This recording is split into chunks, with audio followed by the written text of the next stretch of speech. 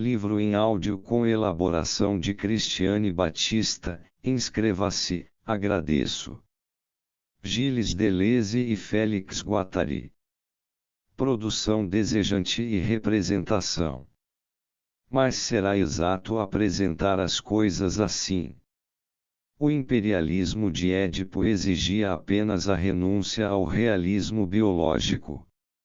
Ou não terá sido sacrificada ao Édipo outra coisa, infinitamente mais potente?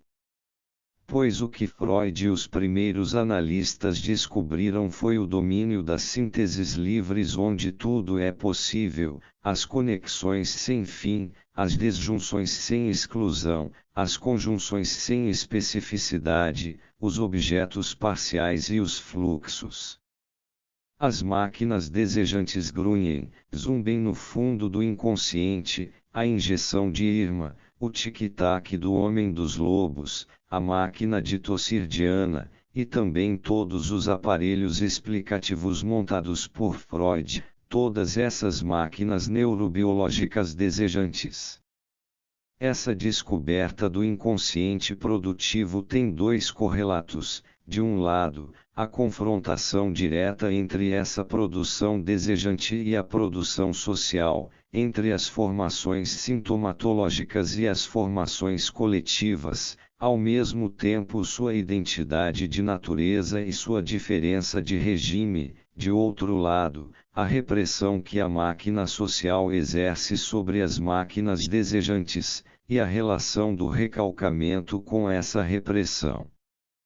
Tudo isso é que será perdido ou que ficará, pelo menos, singularmente comprometido com a instauração do Édipo soberano. A associação livre, em vez de se abrir às conexões plurívocas, se fecha num impasse de univocidade. Todas as cadeias do inconsciente são biunivocizadas, linearizadas, penduradas num significante despótico. Toda a produção desejante é esmagada, submetida às exigências da representação, aos jogos sombrios do representante e do representado na representação. Aí está o essencial: a reprodução do desejo é substituída por uma simples representação, tanto no processo de cura quanto na teoria. O inconsciente produtivo é substituído por um inconsciente que sabe apenas exprimir-se e exprimir-se no mito, na tragédia, no sonho.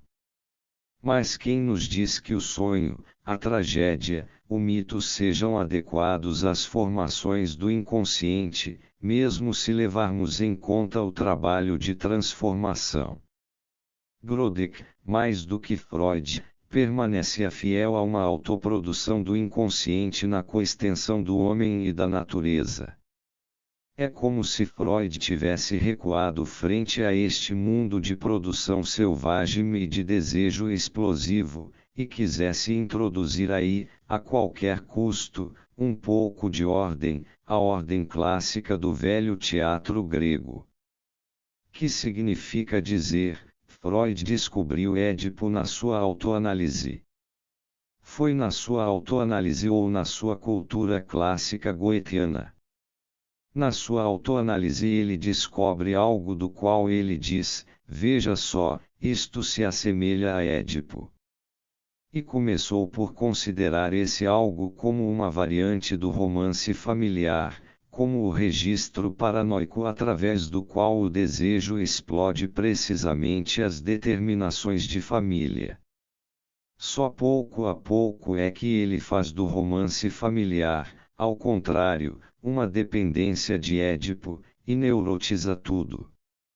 No inconsciente, ao mesmo tempo em que edipianiza, em que encerra todo o inconsciente no triângulo familiar. E seu inimigo vem a ser o esquizo.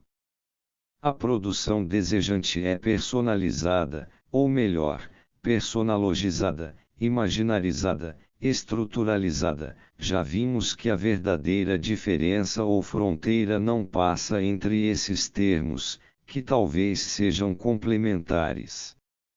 A produção vem a ser apenas produção de fantasmas, produção de expressão.